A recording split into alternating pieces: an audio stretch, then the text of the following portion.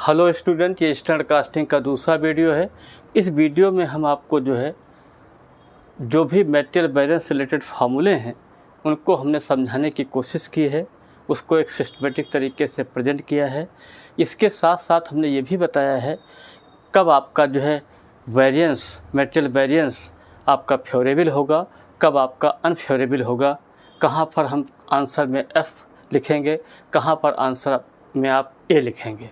तो इसमें पहला जो वेरिएंस आता है वो होता है मटेरियल कॉस्ट वेरिएंस।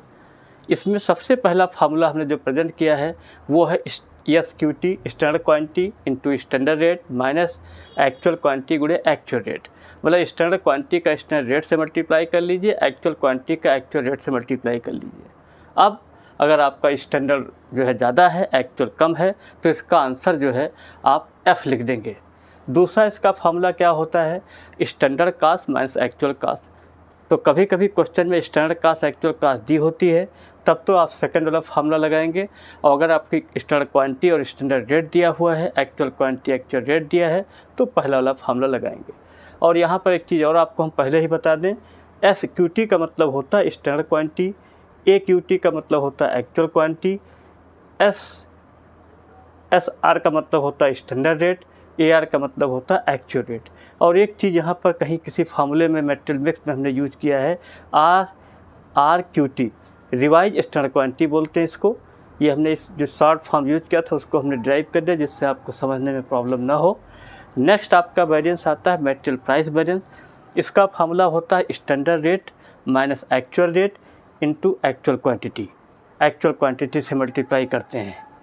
दूसरी चीज़ आपको एक चीज़ और बता दें, बुकों में कहीं स्टैंडर्ड रेट ना यूज करके स्टैंडर्ड प्राइस किया गया है, एक्चुअल रेट ना करके एक्चुअल प्राइस किया गया। तो एक्चुअल प्राइस और एक्चुअल रेट, स्टैंडर्ड प्राइस और स्टैंडर्ड रेट में कोई डिफरेंस नहीं होता है।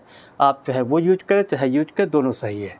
इसके बाद आ जाए मटेरियल यूसेज वेरिएंस। इसका फार्मूला होता है standard quantity minus actual quantity गुणे स्टैंडर्ड रेट।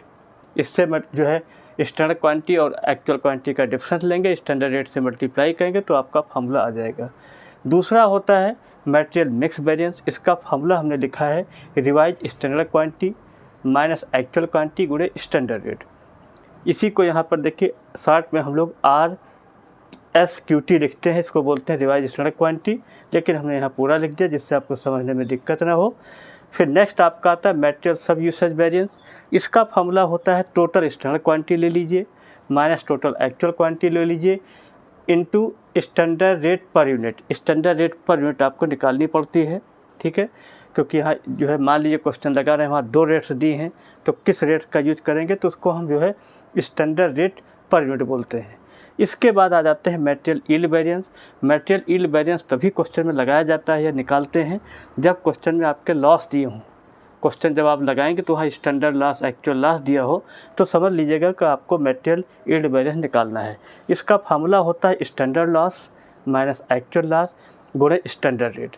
ये आपका ये फार्मूले हो गए। इसके बाद हम आपको मेन चीज़ जो हमने वर्किंग नोट्स के रूप में लिखा, ये बहुत ही इंपॉर्टेंट है क्योंकि इसका हर एक क्वेश्चन का जब आप आंसर देंगे उसमें आपको लिखना पड़ेगा।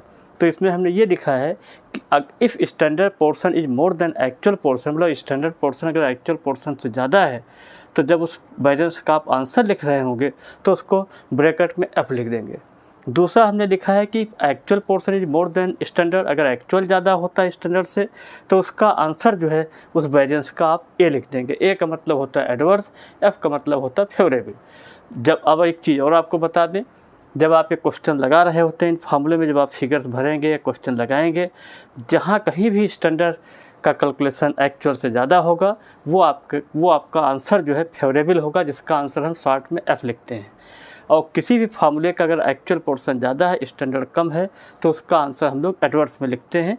यही हमें इस वीडियो में प्रेजेंट करना था। नेक्स्ट वीडियो में हम आपको लेबर बैलेंस के बारे में बताएंगे, उसके बाद हम इसके सम से स्टार्ट